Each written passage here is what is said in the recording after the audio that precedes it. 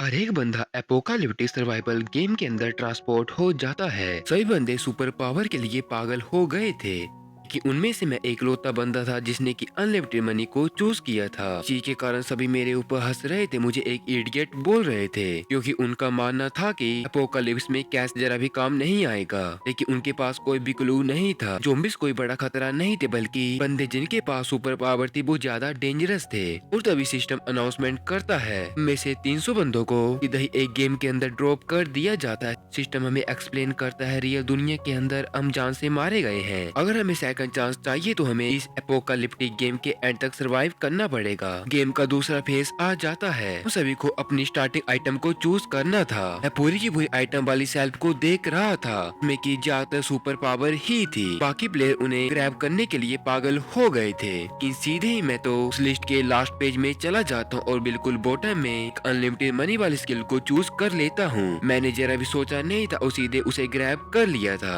मेरा class monitor बांग टांग कि मेरे साथ इस जगह में आया था, उसने माइंड कंट्रोल को चूज किया था। इस चीज को देखकर कि मैंने कोइन की स्किल को यूज किया है, वो अपने आप को मेरी बेइज्जती करने से रोक नहीं पाता है। मार्क, क्या तुम सच में मनी के लिए इतने ज्यादा डेस्परेट थे? ये दुनिया खत्म होने को है और इस चीज के कारण तुम कैश का क्या करोगे? मेरी कुछ रिस्पॉन्ड करने से ही पहले हांग क्लास ब्यूटी की तरफ चला जाता है लियू रुयान। उसने एक सुपर पावर ऑफ लव को चूज किया था। इस स्किल के कारण हर ह्यूमन जो है वो मेरे सामने झुक जाएगा, यहाँ तक कि ज़ॉम्बी जो है वो भी मेरे चार्म के सामने झुक जाएंगे, क्योंकि मेरा ट्रू लव जो मुझे प्रोटेक्ट करेगा, मैं डेफिनेटली सरवाइव कर लूंगी। ऐसे सारी की सारी आइटम को क्लेम कर लिया जाता है। सिस्टम एक बार फिर से अपेयर होता है। आप सभी को अपनी एबिलिटी को ट्रेन करने के लिए 1 साल का समय दिया जाता है। आपको आने वाली बोर के लिए रेडी होना है। एपोकालिप्स मोड जो है वो 1 साल के अंदर स्टार्ट हो जाएगा। आप में से जो एकलौता विनर होगा वही इस गेम के बाहर जा सकता है। बस लास्ट सर्वाइवर को ही ग्रैंड प्राइज मिलेगा। इस रूल को सुनकर सारे के सारे बंदों के एक्सप्रेशन चेंज हो गए थे। वो बंदे जो कि एक दूसरे के साथ टीम अप करने का प्लान कर रहे थे, एक दूसरे को काफी ज्यादा सस्पिशन तरीके से देखने लग पड़ते हैं।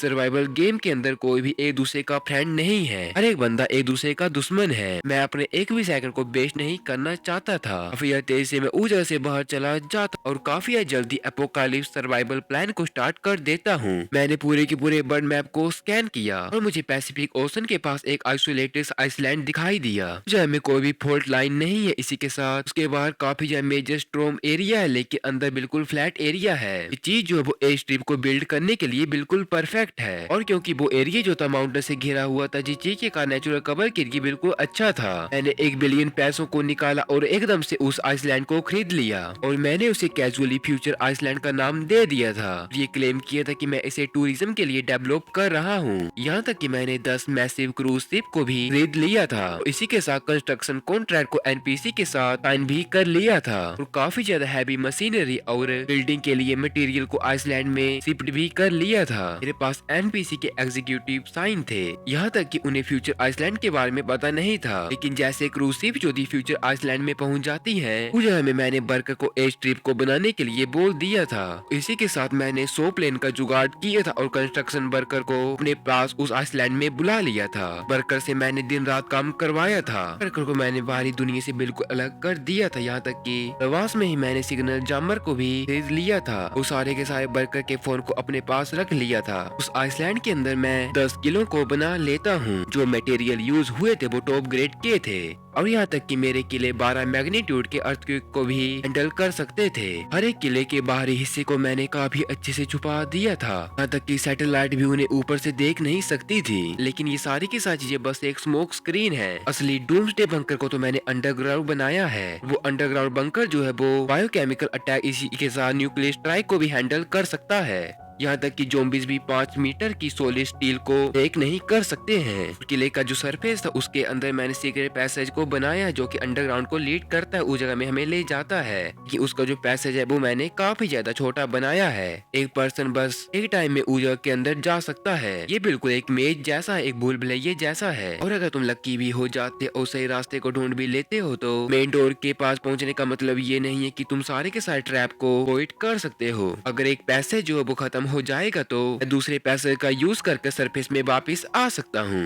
पोकलिप्स के अंदर एनर्जी ही सब कुछ है और पावर सप्लाई की प्रॉब्लम को सोल्व करने के लिए मैंने आइसलैंड में पवन चक्कियां भी बनाई हैं। यहाँ तक कि न्यूक्लियर पावर जनरेटर को भी बनाया हुआ है। पानी को हैंडल करना मेरे लिए आसान था। मैंने बस रेन वाटर कलेक्टर को बना दिया है। इसी के साथ समुद्र से पानी लेने के लिए भी सिस्टम को बनाया है और यहाँ तक कि जमीन से जो पानी निकलता है उसे साफ करने के लिए भी मैंने काफी सारे यंत्र को बना दिया है ताकि पानी को पीने लायक बना लिया जा सके। और यहाँ तक कि मैंने काफी ज्यादा स्टीरिलाइजेशन को भी बनाया जिस चीज के कारण मैं हर तरह के बैक्टीरिया को खत्म कर सकता हूँ। और गंदे पानी को हैंडल करने के लिए मैंने काफी सारी चीजों को बनाया हुआ है और फ्लडिंग जैसी चीजों को संभालने के लिए मैंने सारी की सारी दीवारों को वाटर प्रूफ भी बनाया हुआ है। और यहाँ तक कि मैंने ड्रेनेज सिस्टम में भी काफी अच्छे तरीके से काम किया है। मैंने काफी सारे एयर प्यूरिफिकेशन सिस्टम को बनाया हुआ इंस्टॉल किया है। ये चीजें इंश्योर करेंगी कि अंडरग्राउंड शेल्टर जो बिल्कुल ही साफ हो। मैंने 1 लाख ऑक्सीजन कैनिस्टर भी जमा कर रखे हैं ताकि अगर जरूरत पड़ी तो खुद को शेल्टर से सील कर सकूं। मैंने 12 अलग अलग कमरे बनाए हैं। अगर उनमें से 1 या 2 खराब भी हो जाते हैं तो बाकी संभाल लेंगे। हर कमरे का अपना खास काम है। 3 कमरे में सबसे नई ऑटोमेटेड खेती की तकनीक लगी हुई है जहाँ सब्जियाँ भी उगाई जा सकती है, मछलियाँ पाली जा सकती है, मुर्गियाँ रख सकती है। मैंने इतना सारा स्टॉक जमा कर रखा है। मेरे पास गोदामों में इतनी चीजें हैं कि जो 10 साल तक चल जाएंगी। दवाइयाँ, खाना, पानी। जब भी एनपीसी लोग जो वो मेरी बिल्डिंग को लेकर शक करने लगते हैं तो मैं उन्हें टिप में काफी सारे पैसे दे देता हूँ ताकि वो अपनी जुबान को बंद रखें। इसके बाद मैं ईगलैंड में चला गया और मैंने काफी सारे हथियार खरीद लिए जिनमें की मोबाइल कॉम्बैट रोबोट्स और रिकॉन ड्रोन भी शामिल थे। इतना पैसा मैं खर्च कर रहा था कि मैं ब्लैक मार्केट के रास्ते से 2 न्यूक्लियर बोरहेड भी लेकर आ गया और मैंने अपना एक न्यूक्लियर सबमरीन और एक जेट जो था उसे छुपा दिया था।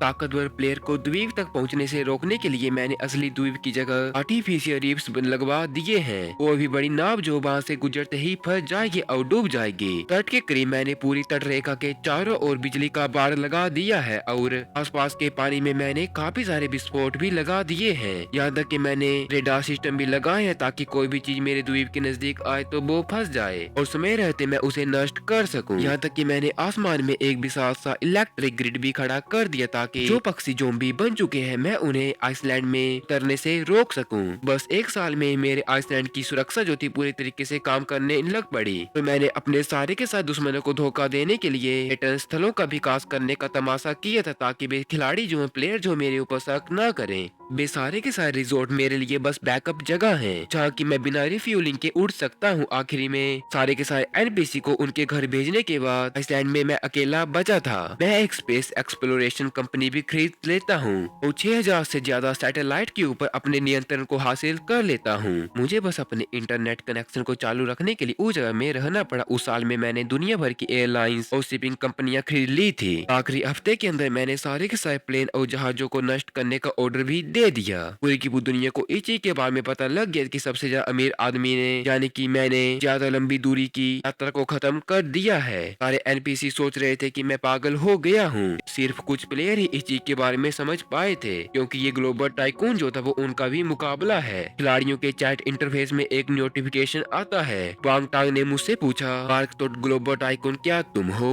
तो इस चीज के बारे में इसलिए पता था क्योंकि वो अकेला बंदा था जिसने की मुझे अनगिनत पैसों को चुनते हुए देखा था, लेकिन मैंने उसे पूरे तरीके से अंदाज कर दिया था। 1 हफ्ते बाद तबाही आ गई। जो सारे के सारे खिलाड़ी अपनी सारी प्रिपरेशन को पूरी कर चुके थे वो सारे के सारे एक्शन के लिए बिल्कुल तैयार थे। 300 खिलाड़ियों के नाम उनकी आईडी पब्लिक स्क्रीन के ऊपर दिखने लगे। मेरा नंबर 99 था, बांग टांग का 100 था, लियू यान का नंबर 101 था। ध्यान दें तबाही स्टार्ट हो चुकी है। इस गेम में तब तक खेल चलेगा जब तक कि केवल एक खिलाड़ी नहीं बचता है। किसी बंदे ने उम्मीद नहीं की थी कि तबाही की स्टार्ट बारिश के साथ होगी। दिन गुजर रहे थे। लगातार बारिश के कारण काफी ज्यादा बाढ़ आ गई थी। फ्यूचर आइसलैंड जो था वो इस चीज के कारण प्रभावित हो गया था, लेकिन वो इतना ज्यादा छोटा था कि बादल 2 दिन में निकल गए। मुझे तो अपने अंडरग्राउंड बंकर में छिपने का मौका ही नहीं मिला। सारे के सारे ताकतवर प्लेयर जो थे वो भी सारे काफी ज्यादा चौंक चौंक गए थे। वो लोग भी इस दुनिया में बिल्कुल खाली हाथ आए थे। पूरे साल वो अपनी पावर को ट्रेन करते हुए पैसे कमाने के लिए मेहनत करते रहे। उन्होंने काफी संघर्ष किया था, लेकिन जो चीजों का उन्होंने स्टॉक किया था कुछ ज्यादा ही बेकार थी। सिर्फ कुछ ही खिलाड़ी जिन्होंने की अपनी पावर का गलत तरीके से यूज किया था वही सफल हो पाए थे। उन्हें एक बिला मिला था, उन्होंने बेसमेंट में शेल्टर को बनाया हुआ था, लेकिन बाढ़ ने तो सीधे ही बेसमेंट को नुकसान पहुंचाया था। उनका सारा सामान नष्ट हो जाता है, पूरा बिला बाढ़ में डूब जाता है। प्लेयर ने अंडरग्राउंड गैरेज में शेल्टर बनाए थे, वो सारे के सारे भी पूरी तरीके से पानी में डूब गए थे। ऊपर की मंजिलों वाले शेल्टर जो थे वो अभी के लिए बिल्कुल सुरक्षित थे, लेकिन बारिश तो रुकने का नाम ही नहीं ले रही थी। अंडरग्राउंड खिलाड़ियों का सामान तो पहले से धीरे धीरे खत्म होने लग पड़ता है। सब घबराने लग पड़ते हैं कि इन सारी की सारी चीजों के बीच में चिप्स खा रहा था और उस लाइव स्ट्रीम देख रहा था। उसमें स्ट्रीमर जो था वो छुपा हुआ था और वो पर्दे के पीछे छुपके से सड़क के सामने वाली बिल्डिंग को रिकॉर्ड कर रहा था। एक बंदा आग की ताकत का इस्तेमाल करते हुए सामान लूट रहा था। ये कोई स्पेशल इफेक्ट नहीं है, ना ही कोई कॉस्प्ले है, तो एक असली सुपर पावर यूजर है। पहले वो हमारे कॉम्प्लेक्स में एक सिक्योरिटी गार्ड था, अब वो दरवाजे जलाता हुआ अंदर घुस रहा है। ये उसका 10वां चोरी का केस है। क्योंकि पूरी चैट में हंगामा मचा हुआ था। तो सच में सुपर पावर वाले बंदे एग्जिस्ट करते हैं, और क्या इस चीज का मतलब ये है कि जो प्रलय है वो आ गई है? कि मैं संभल के जब ये इन बिल्डिंग से निपट जाएगा तो अगली बारी जो है वो तुम्हारी बिल्डिंग की होगी। आग की ताकत काफी ज्यादा भरोसेमंद थी। फायर पावर खिलाड़ी ने एनपीसी को इशारा किया। ये काफी सारे ऑफिसर जो थे रेस्क्यू बोट्स में आकर कॉम्प्लेक्स में घुस गए। उन्होंने बंदूकें निकालकर बिल्डिंग को पूरे तरीके से घेर लिया। स्टीमर के हाथ जो थे उत्साह से कांप रहे थे। यार ये मेरा पहली बार है कि हथियारों की मैं लड़ाई देख रहा हूँ। उस गार्ड की फायरिंग पावर जो है वो सच में काफी ज्यादा कमाल की है। उसने सैकड़ों में ही स्टील के गेट को पिघला दिया, और जो टीम थी वो बिल्डिंग में धावा बोल देती है। गोलीबारी जबरदस्त थी। अचानक से छत में से एक शख्स उड़ता हुआ निकला और सीधा ही पानी में कूद गया। कुछ देर बाद मैंने देखा कि खिलाड़ी का नाम ग्लोबल चैट में ग्रे हो गया, मतलब खिलाड़ी मर चुका है। तभी चैट विंडो में बांग टांग ने मुझे कांटेक्ट किया। मार्क चलो हम टीम बनाते हैं, देखो हम दोनों पुराने क्लासमेट, हमारे नंबर भी पास पास है, अगर हम एक साथ आ जाएंगे तो पक्का फाइनल में पहुंच जाएंगे। वो बेशर्मी से बार बार मुझे वीडियो रिक्वेस्ट भेज रहा था, लेकिन मैं उसे नजरअंदाज करता रहता हूँ। अगर हम दोनों एक दूसरे के साथ टीम बना लेते और अगर हम आखिरी बचे होते तो वो मेरे माइंड को कंट्रोल कर मुझे जान से मार जाता और अकेले जीत जाता। क्या वो ये सोचता है कि मैं कोई बेवकूफ हूँ, या उसने अपने आप को कुछ ज्यादा ही बड़ा समझ लिया था? पानी और बिजली कट गई थी, खाना खत्म होने लगा था। 3 महीने की बाढ़ ने एनपीसी की उम्मीदों को चकनाचूर कर दिया था। आखिरकार किसी का बस नहीं चलता है, लोग हिम्मत हार जाते हैं। लूटपाट और चोरी जो थी वो दिन दिहाड़ी होने लगी थी। एयर भी भीड़ में घुल मिलकर बचने की कोशिश कर रहे थे, लेकिन उनकी जो ताकत है वो छुपी नहीं रह सकी। ये बात जो थी ऊपर वालों की नजर में आ गई थी। उन्होंने सीधे सीधे आदेश दे दिए थे, अगर कोई भी पावर वाला बंदा पकड़ा जाता है तो उसे कर रिसर्च लैब में भेज दिया जाए। 1 महीने के अंदर 30 खिलाड़ियों की पोस्ट पब्लिक स्क्रीन पर दिख रही थी। अचानक खिलाड़ी जैसे डर गए, सब में तनाव था कि इन सारी की सारी चीजों के बीच मैं तो बिल्कुल अलग दुनिया में था। अपनी सब्जियों की देखभाल करता रहता हूँ, अपने महल में काफी आराम से गेम खेलता हूँ, पूल में तैरता हूँ। सच में जो फ्यूचर आइसलैंड था वो स्वर्ग था, और सच में यार मुझे भी उस जगह में जाना है। मैं खुशहाल जिंदगी जी रहा था, लेकिन अच्छे दिन ज्यादा देर के लिए नहीं टिकते। आखिरकार मेरी पहचान लीक हो जाती है। किसी ने अनजान नाम से बर्ड चैट में लिखा कि प्लेयर 99 जो है दुनिया का सबसे अमीर इंसान है। उसने पक्का एपोकलिप्स से बचने के लिए काफी सारी चीजों को किया होगा, काफी सारे आश्रय को बनाया होगा, और इस चीज के कारण दुनिया की चैट जो कि बिल्कुल शांत हो गई थी उसमें हलचल आ जाती है। प्लेयर 99 तुम खुद को दिखाओ, तुम अकेले मजे कर रहे जबकि सैकड़ों बंदे यहाँ पर जूझ रहे हैं। में तुम काफी ज्यादा निर्दयी हो, बेरहम हो, तुम अभी बेकार बंदे। तो अच्छा ठीक है, सभी प्लेयर एक साथ मिलकर उस 99 प्लेयर को पकड़ो, इसी से हम बच पाएंगे। सभी के सभी तैयार हो जाओ। सारे खिलाड़ी पागल हो गए थे, वे मुझे जिंदा छिलकर खाने के लिए बेताब हो गए थे, लेकिन मैं तो बस चैन से छुपा रहना चाहता था। लेकिन तुमने मुझे बुला ही लिया। मैंने बर्ड चैट में संदेश भेजा कि सब लोग शांति रखो, मैं प्लेयर 99 हूँ, अगर तुम्हें शरण चाहिए तो मैं तुम्हें दे सकता, तुम्हें शेल्टर दे सकता हूँ।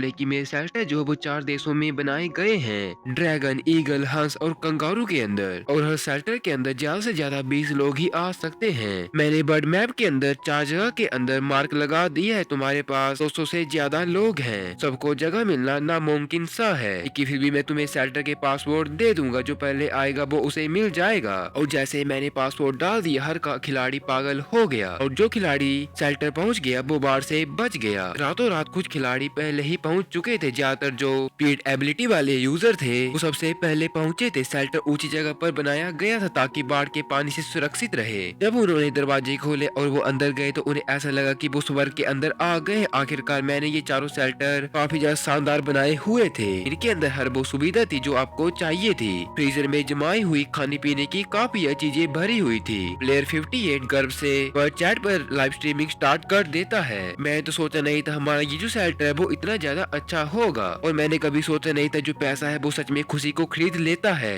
अंदर वे खाने को खा रहे थे, काफी ज्यादा मांस को खा रहे थे, रेड वाइन पी रहे थे। मेज पर तरह तरह की खाने की आइटम को रखा हुआ था। 58 प्लेयर ने कहा कि पहले से ही इसके अंदर 12 लोग हैं और उन्होंने ड्रैगन किंगडम शेल्टर को लॉक करने का फैसला किया था। जो आइटम थी, जो संसाधन थे वो काफी ज्यादा सीमित थे और कोई अंदर नहीं जा सकता था। बाकी खिलाड़ी अभी भी रास्ते पर थे और जब उन्होंने नाले को देखा तो वो पागल हो गए। शेल्टर के बाद खिलाड़ी लहरों की तरह आ गए थे। बाढ़ में डूबने या भूख के मरने के बजाय उन्होंने बचाव की डोरी को पकड़ लिया था और बचने की चाहत ने उन्होंने सारी की सारी चीजों को मजबूर करवा दिया था। वे अंदर वालों से भीख मांगने लगे कि दरवाजा खोलो ताकि हम भी अंदर आ सके, लेकिन अंदर वाले खिलाड़ियों ने तो पहले से ही तालों को लगा दिया था। चाहे वे कितनी भी जोर से दरवाजों को और दीवारों को दस्तक दे या फिर अपनी ताकत को दिखाएं, वो दरवाजे को हिला भी नहीं सकते थे। जैसे ही अंदर वाले बंदे खुश हो गए थे, मैं अचानक से उनके सामने आया और बोला, क्या ये 20 लोगों के लिए नहीं था? फिर भी 8 और लोग अंदर नहीं आ सकते हैं। मेरे पास एक ओवरराइड कोड है। दरवाजे बंद होने के बावजूद मैं अंदर पहुंच सकता हूँ। छिपा हुआ दरवाजा दक्षिण पूर्व में है। वो सजावटी ईंट उसी जगह पर है। और जैसे उन्होंने दीवार के नीचे हिस्से को छुआ तो दरवाजा खुल गया। बाहर मौजूद प्लेयर पागल हो गए थे। उस छुपे दरवाजे की तरफ वो दौड़ पड़े। उन्होंने पास रखी हुई ईंट को घुमाया। वो पुरानी खास ईंट अचानक पुरानी दीवार में असली छुपा हुआ दरवाजा सामने आ गया था। सब अंदर घुसने के लिए लड़ पड़े थे। आखिर हर जगह के लिए भीड़ एक दूसरे से काफी ज्यादा लड़ाई कर रहे। एक कमजोर दिखने वाली लड़की धीरे धीरे पीछे रह गई। तभी उसके हाथों में बेलें निकल जाती और वो भीड़ पर काफी ज्यादा खतरनाक तरीके से अटैक कर देती है, जिससे कि कई खिलाड़ी तुरंत ही नीचे गिर जाते। एक खिलाड़ी जिसके पास तलवार चलाने का हुनर था, उसने जल्दी से अपने पैरों के नीचे उन बेलों को काट दिया। फिर वो पीछे घुमा और हवा की तेज से अपनी तलवार को चलाया, जिससे कि बेल वाली खिलाड़ी की गर्दन कट गई। सुबोर्ड वाला खिलाड़ी सबसे पहले दरवाजे तक पहुंच गया था। ओवरराइड कोड डाला और उसका गेट खुल गया। वो अंदर भागा और काफी खुश होकर नाचने लग पड़ा। उसके तुरंत बाद एक और खिलाड़ी ने बिजली का हमला किया और पूरी भीड़ को गिरा दिया। इसी के साथ दूसरा खिलाड़ी भी अंदर चला जाता, लेकिन जैसे तीसरे खिलाड़ी ने अपने आप को दरवाजे के पास पहुंचाया तो जमीन पर पड़ा एक खिलाड़ी उसके पैर को पकड़ लेता है। गिरा हुआ खिलाड़ी अपनी डरावनी मुस्कान के साथ अपने जहर भरे नाखून का यूज करते उसकी टांग के ऊपर उन्हें घोंपने लग पड़ता है। डर वाला खिलाड़ी अभी अभी उठ ही पाया था कि वो गेट के अंदर जाने की कोशिश करता, लेकिन पीछे से एक लोहे जैसी बाजू ने उसके सीने को चीर दिया था। एक एक करके खिलाड़ी अंदर जाने के लिए दरवाजे पर गिरते रहते हैं। वो जिंदा रहने की इच्छा उनसे उनकी आखिरी इंसानियत को भी छीन लेती है। और अब उन सभी को पता लगता है जो सिस्टम ने एबिलिटीज दी है वो ज़ॉम्बी से लड़ने के लिए नहीं बल्कि एक दूसरे को मारने के लिए है। एपिसोड के अंदर जो खिलाड़ी थे अब चुप नहीं बैठ सकते थे। सभी के पास तेज गति से हिलने की ताकत थी, लेकिन असली लड़ाई की ताकत उनके अंदर बिल्कुल नहीं थी। अगर उन्होंने ऊर्जा को सील नहीं किया तो गेट खोलकर उन खिलाड़ियों को अंदर आने देना जिनके पास काफी अच्छे कॉम्बैट स्टैट्स हैं, तो वो उनका काफी अच्छी और आसानी से निशाना बन सकते हैं। ब्लेड और लाइटनिंग वाले खिलाड़ी जो कि अभी भी अंदर घुसे थे वो इस बात को समझ जाते। उन्होंने जल्दी से टीम बना ली और बाहर के खिलाड़ियों के ऊपर हमला कर दिया। उसी वक्त स्क्रीन के ऊपर नंबर तेजी से बढ़ने लगे। खिलाड़ियों की मौतें लगातार बढ़ती जा रही थी। इंसानी फितरत काफी ज्यादा आसानी से देखी जा सकती थी। बाकी जो सेफ जोन थे उनके अंदर भी खून की लड़ाइयाँ छिड़ी हुई थी, लेकिन मैं सारे के सारे सर्विलेंस फील्ड में बांग टांग को कहीं भी देख नहीं पा रहा था। फिर भी वो खुद क्यों देख नहीं रहा था, जिस चीज के कारण मैं थोड़ा सा हैरान था। लेकिन किस्मत को तो देखो, उसी वक्त बांगटा जो मुझे मैसेज करता, मार्क देखो हमने कभी भी एक दूसरे के साथ टीम को नहीं बनाया, लेकिन फिर भी हम काफी अच्छे से एक दूसरे के साथ काम कर रहे हैं। हम तो जन्म जन्म के साथी हैं। तुम्हें मेरी असली पहचान उजागर करने में शर्म नहीं आती? मुझे मुश्किल में डालना वो सब तुम्हारी चाल है। बांग कहता, इतना गुस्सा मत करो। अगर मैंने वो योजना नहीं बनाई होती तो हम उन खिलाड़ियों को मौत के मुंह में कैसे भेजते? तुम्हें तो मेरा शुक्रगुजार करना चाहिए। मैंने तुम्हारे मुकाबले को खत्म कर दिया है। और तभी सेब जो पूरी तरीके से भर जाता, गेट अपने आप बंद हो जाते हैं। बाहर सारी की सारी जगह जो थी खून की नदियों से भर गई थी। जो लोग अंदर पहुंच नहीं पाए थे वो अभी भी बेकार में संघर्ष कर रहे थे। अंदर वाले खिलाड़ी तो जश्न मना रहे थे क्योंकि उन्हें पता नहीं था उनके लिए आगे क्या आने वाला था। मैं मुस्कुराया और बांगटांग से कहा, आज तुम सुरक्षित जगह में होते। इतना कहकर मैंने एक बटन को दबा दिया। एक पल में अंदर दफनाए गए हजारों टन विस्फोटक फट गई। धमाके की लहर ने बाहर बचे हुए खिलाड़ियों को पूरी तरीके से हिला दिया था। इसके बाद एक्सप्लोजन के फटने के बाद खिलाड़ियों की संख्या 116 कम हो गई। बस 91 खिलाड़ी बच गए थे। कुछ देर बाद बांग टांग ने आखिरकार मुझे एक मैसेज भेजा,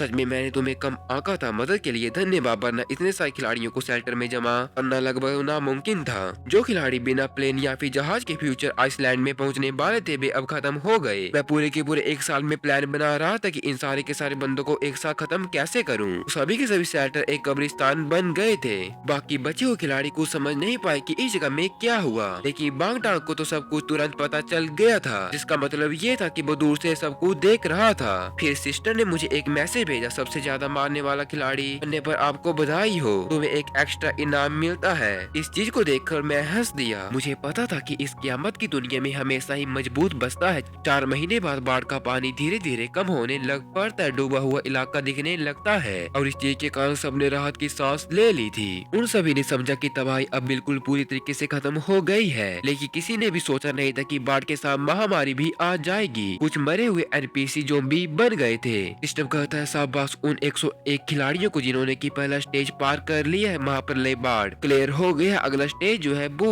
ज़ॉम्बी एपोकालिप्स है। अब आपको आपकी क्षमताओं को दिखाने का टाइम आ गया है। वो नंबर 99 जो सब कहते हैं वो तो लगभग मर चुका है, लेकिन उसी पर लियू रुआन जो थी उसने मुझे प्राइवेट मैसेज किया, मार्क तेरे पास कोई भी ताकत नहीं है, तू ज़ॉम्बी के सामने टिक नहीं पाएगा। अगर तुम कुछ अपना सामान जो वो मेरे साथ लेते हो और इसी के साथ मुझे अपनी जगह के अंदर रहने के लिए इजाजत दे देते हो तो इस चीज के कारण मैं तुम्हारी रक्षा कर सकती हूँ। मैंने उसे एक क्वेश्चन मार्क भेज दी। उसने कहा तुम मेरी पावर को कम मत आंको। मैंने अपनी जान जो वो बाढ़ से भी अपनी एबिलिटी के कारण ही बचाई है। जाहिर है मैं इस चीज के बारे में पहले से जानता हूँ कि उसने अपने आप को कैसे बचाया है। उसने अपनी पावर का यूज करते हुए, प्यार के जादू का यूज करते हुए अपने पड़ोसियों के सामान को ठग लिया था और जब मुसीबत आई तो उसे सबसे पहले बचाया गया था। और इन सारी की सारी बातों को सोचकर मैंने जवाब दिया कि तुम मुझे माफ कर दो, लेकिन मुझे कोई भी दिलचस्पी नहीं है। वैसे भी लियू रुआन जानती है कि मैं दुनिया का अमीर इंसान ऐसे नहीं बन चुका हूँ, इसका कोई संयोग नहीं है। इसी के साथ पूरा का पूरा ज़ॉम्बी वायरस पूरे जगह में फैल जाता है, क्योंकि मैंने पहले से हवाई जहाज और जहाज नष्ट कर दिए थे, जिस चीज के कारण अंटार्कटिका और प्रशांत सागर के संक्रमण के रास्ते कट गए थे। आम ज़ॉम्बी से मेरे लिए निपटना उतना भी ज्यादा मुश्किल नहीं था, लेकिन वायरस बहुत तेजी से फैल रहा था। बार बार फैलने के बाद म्यूटेशन को देखा जाने लग पड़ा, बिल्कुल वैसे ही जैसा कि मैंने पहले कहा था। चालाक ज़ॉम्बी और पावर वाले ज़ॉम्बी धीरे धीरे सामने आने लगे। जब कोई ज़ॉम्बी किसी ताकतवर इंसान का मांस खाता रहता है तो उसके पास काफी सारी पावर आ जाती है। मेरे को इस चीज के बारे में पता लग गया था, अगर वो एक दूसरे के साथ टीम नहीं बनाते तो उनकी मौत पक्की है। इसलिए वो एक साथ मिलकर बेस को बनाने लगे ताकि ज़ॉम्बी हमलों से बचा जा सके। लेकिन बेस सिर्फ ज़ॉम्बी से ही नहीं लड़ते थे, बल्कि एक दूसरे से भी लड़ते थे। सप्लाई और जानों के लिए टकराव हुआ करता था, लड़ाई हुआ करती थी। ज़ॉम्बी वायरस का सामना करते हुए मुझे समुद्र में स्टील के जाल लगाने पड़े ताकि संक्रमित मछलियाँ फ्यूचर आइसलैंड तक पहुँच न सके, क्योंकि मैंने ऊपर बिजली के ग्रिड भी लगाए थे ताकि पक्षी भी उस जगह में बैठ न सके। इसी के कारण धूप मुझे कुछ फीकी सी लगती थी और बारिश वाले दिन मैं काफी आराम से अपने कमरे के अंदर छुप जाता था। और जब मुझे मशीन टेस्टने के बाद पता चला कि बारिश बिल्कुल साफ हो गई है, तभी मैं बाहर जाने का हुक्म उठा सकता हूँ। ये सबसे बड़ा वो तरीका है जिस के कारण मैं ज़ॉम्बीज़ वायरस से बच सकता हूँ। नेटवर्क तो पहले से खत्म हो चुका था और एनपीसी तो रेडियो का यूज कर रहे थे, लेकिन मैं उस पुरानी चीज से कोई छेड़छाड़ नहीं करता हूँ। हजारों की संख्या में उपग्रह आसमान में थे जो मुझे धरती को रियल टाइम में देखने देते थे सैटेलाइट के सहारे। तो जैसा कि मैंने सोचा था पक्षी वायरस को फैलाएंगे और वो सब एक साथ मिलकर जब वायरस को कमजोर आइसलैंड के ऊपर अटैक करते तो पूरा का पूरा आइसलैंड जो था वो जिंदा नर्क में बदल जाता था। खिलाड़ियों की संख्या जो थी वो लगातार कम होती जा रही थी और इस बार ये संख्या जो थी सिर्फ 30 रह गई थी। लेकिन तभी एक म्यूटेटेड ज़ॉम्बी पक्षी ने फ्यूचर आइसलैंड के ऊपर अपनी उड़ान को भर लिया था। जैसे वो इलेक्ट्रिक ग्रिड से टकराया तो वोल्टेज के कारण पूरे तरीके से खत्म हो गया कि उसका एक पंख जो था वो बच निकला था, जो कि ग्रिड के बीच के खाली जगह से नीचे गिर गया कि जमीन में गिरने से पहले एक रोबोटिक कुत्ते ने उसे फायर जेट से मार दिया और वो राख हो गया। वो पक्षी पक्का किसी दूसरे आइसलैंड से आया होगा। उस दिन से हर दिन फ्यूचर आइसलैंड के ऊपर काफी ज्यादा बड़ी संख्या में पक्षी उड़ते रहते हैं। इलेक्ट्रिक ग्रिड जो था वो पूरे तरीके से ढक गया था और उन पंछियों के सब पूरे के पूरे द्वीप को काफी ज्यादा गंदी सिचुएशन में लेकर आ गए थे। रोबोट जो थे उन पंछियों के सब को जलाते और इलाके को साफ करते रहते हैं और मैं सोचता हूँ कि अगर फ्यूचर आइसलैंड इतना ज्यादा बुरा है तो बाकी जगहों का क्या होगा। और मैंने इस चीज के कारण रोजाना समुद्र तट तट के ऊपर चलना भी छोड़ दिया था। हमेशा ही मैं अंडरग्राउंड बंकर के अंदर रहने लगा। आज नया साल है लेकिन दुनिया में किसी को भी जश्न मनाने का मन नहीं है सिवाय मेरे। मैं अपने नए साल का डिनर खा रहा हूँ और आखिरी स्प्रिंग फेस्टिवल काला को देख रहा हूँ जो कि तब हुआ था जब एपोकालिप्स आने वाला था। मैं अपने पुराने परिवार के बारे में सोचता रहता हूँ लेकिन अब मैं अकेला बचा था। अंदर से खाली खाली सा मुझे लग रहा था। मुझे वापस जाना था, मुझे आखिर तक टिकना था। मैंने अभी अपने नर्वस की रात के खाने की फोटो खींची और टांग टांग को भेज दी। 1 मिनट बाद टांग टांग ने मेरी फोटो को बर्ड चैट में डाल दिया। मुझे तो पहले से इस चीज के बारे में पता था और इस चीज के कारण खिलाड़ी पागल हो गए थे। गुस्से से भरे कमेंट की बारिश होने लग पड़ी। खिलाड़ी 99 तो खूब आराम से जी रहा है यार, तुम्हें तो अच्छे से खाना भी नहीं मिलता और इसे तो देखो ये तो काफी आराम से खाने को खा रहा है। तुम ज्यादा घमंडी मत बनो। अगर मैंने तुम्हें ढूंढ लिया तो मैं तुम्हें जान से मार दूंगा। लेकिन मुझे तो इन सारी की सारी चीजों से कोई फर्क नहीं पड़ता है क्योंकि वो बंदे मुझे ढूंढ ही नहीं सकते हैं। मैं अपने कंप्यूटर को खोलता और उन 30 खिलाड़ियों के प्रोफाइल को निकाल तो जिन्हें की मैंने पहले से इकट्ठा किए था। उन्हें पता भी नहीं था कि एपोकालिप्स से पहले मेरी नजरें उन पर थी। मेरे भाड़े के लोग दुनिया भर में बिखरे हुए प्लेयर को ट्रैक कर रहे थे और लंबे समय तक उनकी निगरानी कर रहे थे। मुझे हर खिलाड़ी की ताकत और कमजोरियां पता थी। एपोकालिप्स के बाद मेरे भाड़े के लोग मेरे जमा किए हुए सामान के कारण ही जिंदा थे। वो मेरे लिए काम करते थे और मैं उन्हें नए नए सप्लाई देता रहता था। ऐसा ही इस दुनिया को चलाता है। इस एपोकालिप्स में सामान सबसे ज्यादा कीमती है और इस सारी की सारी चीजों के बीच 3 सबसे ज्यादा ताकतवर फोर्सेस जो थी वो सामने आई थी। पहली थी सेना, उनके पास जबरदस्त हथियार और अटूट ठिकाना था। बागटांग ने माइंड कंट्रोल का यूज करते हुए इस चीज की कुमार अपने हाथों में ली हुई थी। और दूसरी थी जोम्बी, उनके बीच एक जोम्बी राजा उभर गया था। उसके पास काफी ज्यादा पावर थी, काफी ज्यादा काबिलियत थी। उसने काबिलियत वाले यूजर जोम्बी और प्लेयर को मारकर अपनी पावर को हासिल किया था। लियू युआन जो थी वो जोम्बी के राजा के साथ थी जो कि उसका प्यार बन चुकी थी, उसकी गर्लफ्रेंड बन चुकी थी। तीसरी फोर्स में गैंग्स आती थी। महामारी के फैलने से पहले प्लेयर 128 दुनिया के सबसे खतरनाक और बेकाबू देश में दाखिल हो चुका था। अपनी ताकतों का इस्तेमाल करते हुए उसने प्लेयर 108 की अगुवाई में गैंग्स को काबू कर लिया था। गैंग्स ने लोगों को लूटकर अपनी ताकत को बढ़ाया था। बाकी 26 प्लेयर में से सभी ने तीनों गैंग्स में किसी न किसी का साथ दिया था। प्लेयर 128 ग्रेविटी को कंट्रोल कर सकता था जो कि एक काफी ज्यादा खतरनाक सी पावर थी और उसे बन और बन लड़ाई में कोई भी नहीं हरा सकता था। फिर भी गैंग्स असल में सबसे ज्यादा कमजोर ताकत थी। मैंने प्लेयर 128 के अवतार के ऊपर टैप किया। तुम सबसे पहले मारे जाओगे। लेकिन तभी सिस्टम अलर्ट आता। 30 खिलाड़ी अभी भी जिंदा, मुश्किल और भी ज्यादा बढ़ने वाली है। हम आपको लेबर 3 में एंटर करवाने वाले हैं। इस बार बर्फ का प्रलय आने वाला है। ये एपोकालिप्स को स्टार्ट हुए पूरा का पूरा 1 साल और 5 महीने हो गए हैं। सबके पास खाने पीने का सामान खत्म हो गया है और अब तो हिमयुग आने वाला। ये दुनिया जो है जग के अंदर हर एक बंदा मारा जाएगा। युरुआन ने मुझे चुपचाप मैसेज भेजा, मार्क अपने मैसेज को चेक करो। मार्क जल्द ही इस ग्रह के ऊपर ज़ॉम्बी ही बचेंगे और मैं भी बच जाऊंगी और तुमने मुझे क्योंकि एक्सेप्ट नहीं किया था इस चीज के कारण तुम्हें पक्का पछतावा हो रहा होगा। और फिर उसने मुझे एक फोटो भेजी जहाँ पर वो ज़ॉम्बी किंग के साथ। ये देखकर मैं मुस्कुराने लग पड़ा। लेकिन मैं तुम दोनों प्रेमियों को एक साथ अर्क के अंदर भेज दूंगा। आइस एज पूरे ग्रह के ऊपर छा जाता है। मेरी फ्यूचर आइसलैंड जो थी वो भी इस चीज के कारण बच नहीं पाई थी।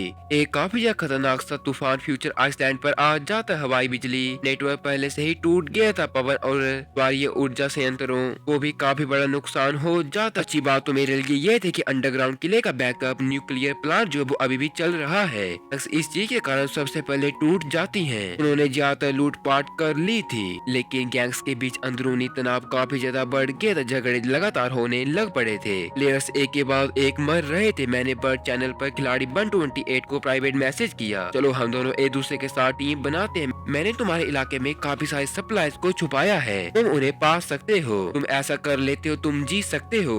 प्लेयर 128 ने मुझे तुरंत जवाब दिया, तुम्हें इसके बदले में क्या चाहिए? मैं तुम्हारे ऊपर भरोसा कैसे कर सकता हूँ? मैंने उसे बताया कि तुम्हें ज़ॉम्बी किंग को जान से मारना पड़ेगा। मेरी साइंटिस्ट टीम ने ज़ॉम्बी के इलाज को बनाया हुआ है। वे बस उस मेडिसिन को उन ज़ॉम्बीज के ऊपर छिड़कना और वो गायब हो जाएंगे। जैसा कि तुम जानते हो मेरे पास किसी भी तरह की लड़ाई की स्किल्स नहीं है और काफी सोचने के बाद मैंने ये सोचा है कि 30 प्लेयर में से बस तुम ही हो जो कि सबसे ज्यादा स्ट्रॉन्ग हो। सिर्फ तुम ही इस काम को कर सकते हो। हम इन इंसान जो है वो ठंड से डरते हैं लेकिन ज़ॉम्बी नहीं। जितना ये मामला जो है वो लंबा खिंचेगा उनके जीतने की संभावना जो है वो उतनी ही बढ़ेगी। मेरे पास चाहे जितनी भी सप्लाई है वो आखिरकार खत्म हो जाएंगी और इसी के बाद ज़ॉम्बी किंग के साथ जो खिलाड़ी बंजीरो बन है वो विजेता बन जाएगा। ज़ॉम्बी किंग सच में काफी ज्यादा स्ट्रोंग है। बिना इलाज के कोई भी अवेकन बंदा उसे जान से मार नहीं सकता है। मेरे पास एक इलाज है, तुम्हारे पास और ताकत है और इसी के कारण तो चलो हम एक दूसरे के साथ टीम बनाते ज़ॉम्बीज़ को खत्म करते हैं। और 128 का भरोसा जीतने के लिए मैंने काफी सारे मर्सनरीज भेजे थे और उसी के साथ ज़ॉम्बी का इलाज भी भेजा था और गैंग ने उस इलाज को, उस दवाई को एक ज़ॉम्बी के ऊपर इस्तेमाल किया। इसी के कारण ज़ॉम्बी जो था वो खून के तालाब में बदल गया था, दर्द से चिल्लाता हुआ। उनका वायरस भी साफ हो गया था। इस चीज के कारण 128 लालच में आ जाता है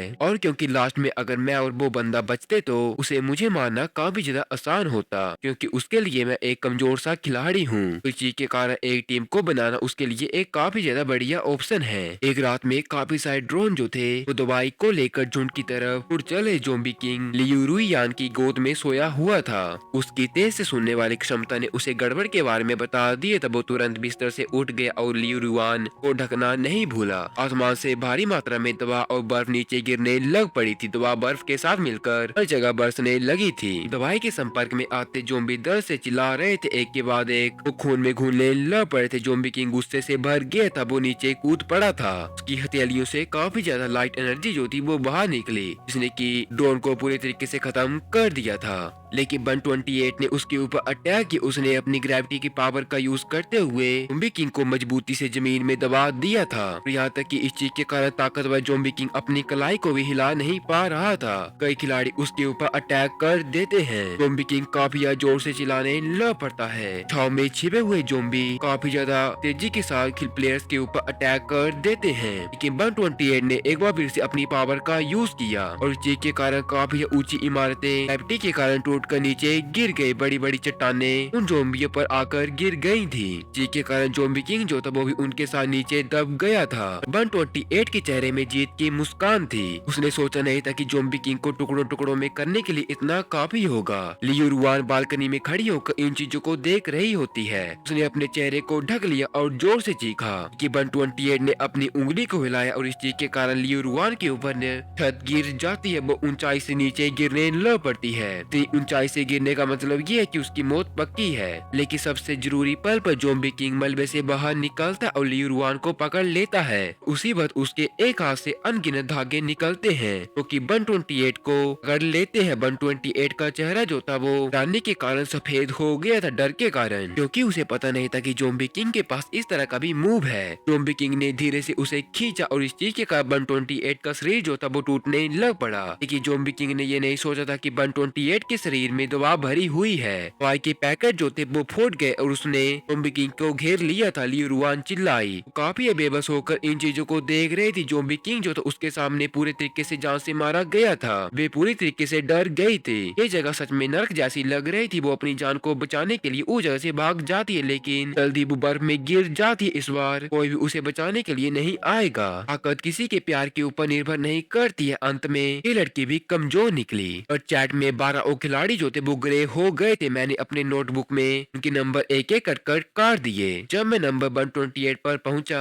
तो उसके सामने उसकी कमजोरी लिखी हुई थी, जिसका की नाम था यूनिवर्सल ग्रेविटी। वो अभी ज्यादा कम मास में ऑब्जेक्ट को कंट्रोल नहीं कर सकता है, जैसे कि उस ज़ॉम्बी किंग के वो छोटे से धागे। मुझे ऐसी जानकारी के गैप्स का इस्तेमाल करना काफी ज्यादा पसंद है। ऐसी चीजें जो मेरे हारने की संभावना को खत्म कर देती हैं। अभी मेरे सामने सिर्फ एक ही विरोधी बचा हुआ, जिसका की नाम बांग टांग है, जो कि सेना को कंट्रोल करता है और वो बंदा इस गेम को खत्म करने के लिए पक्का बेसब्र होगा। उसने मुझे बर्ड चैट में इची का चैलेंज भी दे दिया था। ये जो गेम थी पहले ही होशियार लोगों के लिए थी। मार्क, तुमने अच्छा काम किया है, तुम यहाँ तक पहुँच गए हो, लेकिन हर गेम में कोई न कोई बंदा हारता है। अब तुम खुद को मार डालो, वरना मैं तुम्हें काफी ज्यादा दर्द भरी मौत दूंगा। मुझे हमेशा से इस चीज के बारे में पता था कि तुम्हारे पास भाड़े के लोग हैं, पर वो हमारी काफी ज्यादा खतरनाक सी सेना के सामने कुछ भी नहीं है। तुम्हारे पास बस कुछ गंदे से पैसे हैं, मेरे पास मिसाइलें हैं, एयरक्राफ्ट कैरियर है, मिलिट्री एयरक्राफ्ट है, जहाँ चाहे तुम छिप जाओ, मैं तुम्हें उजाला में ढूंढ ही लूंगा। और मैंने चैट में उसे बीचों बीच कहा, बांग टैंग तुम्हारा माइंड कंट्रोल तो जबरदस्त था, लेकिन उसके अंदर काफी ज्यादा बड़ी कमी है।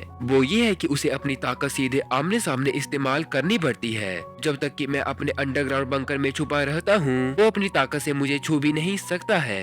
कि मैंने भी इस चीज के बारे में सोचा नहीं था कि मेरे फ्यूचर आइसलैंड के ऊपर वो अपने मिसाइलों से अटैक कर देगा। काफी सारी मिसाइलें जो थी मेरे फ्यूचर आइसलैंड के ऊपर बरसने लग पड़ी थी। काफी देर बाद भी मैं ऑफलाइन नहीं हुआ था। बांग टांग को यकीन नहीं हो रहा था कि मैं जिंदा कैसे हूँ। मार्क, तुम्हारा ठिकाना तो कमाल का है। ऐसा लगता है कि मुझे खुद आकर तुम्हें बाहर निकालना पड़ेगा। वो अपने एयरक्राफ्ट कैरियर को लेकर मेरे फ्यूचर आइसलैंड में आ जाता है। वो अपने एयरक्राफ्ट को लेकर आइसलैंड में उतर जाता है। उसने देखा कि मेरा पूरा का पूरा आइसलैंड जो धुएं में ढका हुआ है, पहाड़ पूरे तरीके से चकनाचूर हो गए, जमीन में काफी सारे गड्ढे हैं, सारी सुरक्षा व्यवस्था खत्म हो चुकी है। बस जमीन के नीचे बने बंकर के खुले हुए दरवाजे को देखकर मुस्कुराने लग पड़ता है, जैसे मैं पहले उसकी गिरफ्त में आ गया हूँ। उसने अपने लोगों को भारी हथियारों से दरवाजे को उड़ाने का आदेश दे दिया। काफी सारी भारी गोलाबारी के बाद दरवाजा उड़ गया और अंदर एक रास्ता दिखा। मैंने उसे तुरंत वीडियो कॉल की रिक्वेस्ट भेज दी। उसने कॉल उठाई, ने अपनी नाके और भौं को सिकोड़ लिया था और वो नीचे देखते हुए बोला,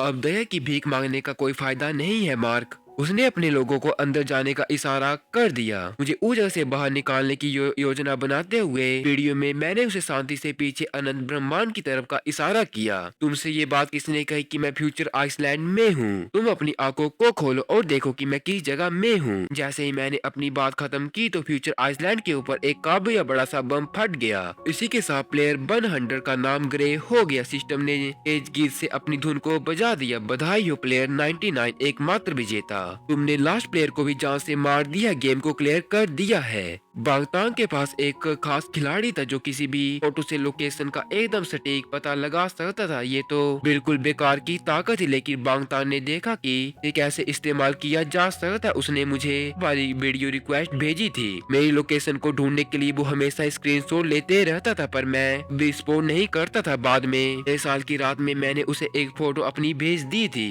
और इस चीज के कारण वो काफी खुश हो गया था। उसने खुशी खुशी मेरी लोकेशन को ट्रैक किया था और इस चीज का इंतजार करने लग पड़ा था कि सारी की सारी गैंग्स और ज़ॉम्बी किंग जो है वो कब खत्म होता है, ताकि वो अचानक से आकर मुझे खत्म कर मुझसे सब कुछ छीन ले। इसलिए उसने मुझे उड़ाने का मन बना लिया था, लेकिन इसने सोचा था कि मुझे इस चीज के बारे में कुछ भी पता नहीं लगेगा कि उसके पास कौन कौन से खिलाड़ी हैं। और मैंने वो फोटो उसे जानबूझकर भेजा था ताकि उसे फ्यूचर आइसलैंड पर फंसाया जा सके। फोटो भेजने के बाद मैं फ्यूचर आइसलैंड से निकल गया था। सिस्टम ने जो इनाम दिया वो था एक मौका कि मैं अपनी सारी चीजों के साथ कहीं भी तुरंत टेलीपोर्ट कर सकूं। बस ऐसे ही मैं एक स्पेस स्टेशन में टेलीपोर्ट हो गया था, लेकिन सिस्टम ने मुझे धरती पर वापस आने का रास्ता नहीं दिया और मैं इस इनाम का इस्तेमाल अंत तक नहीं कर पाया। लेकिन इसी के साथ ये सीरीज यहीं पर खत्म हो जाती है। आखिरकार मार्क जो था उसने वॉर को जीत लिया था और सच में ये बंदा सच में कुछ ज्यादा ही चालाक था। इसने तो बस पैसे से ही पूरी की पूरी दुनिया को जीत लिया था। माना कि पैसे से आप दुनिया को जीत सकते, लेकिन इस चीज को करने के लिए आपको लाख होना काफी ज्यादा जरूरी है। आपके पास दिमाग का होना काफी जरूरी है, और जो कि इस बंदे के पास पूरा पूरा था। आई होप आपको ये वीडियो अच्छी लगी होगी। इस वीडियो को बनाने में काफी ज्यादा मेहनत लगी है, तो जिस चीज के कारण प्लीज इस वीडियो में काफी अच्छा सपोर्ट करना। अगर आप मेरे चैनल में पहली बार आए तो आप मेरे चैनल की मेंबरशिप को भी ज्वाइन कर सकते हैं। इसी के साथ आप मुझे सुपर थैंक्स भी दे सकते हैं, ताकि मैं आगे भी आपके लिए इस तरह की स्टोरीज को लेकर आ सकूं। मुझे स्टोरीज को बनाने का मोटिवेशन लगातार मिलते रहे। इसी के साथ मिलते हैं किसी और धमाकेदार कहानी के साथ। तब तक के लिए अपना और अपनी फैमिली का ख्याल रखना। Thank you for watching. Sayonara.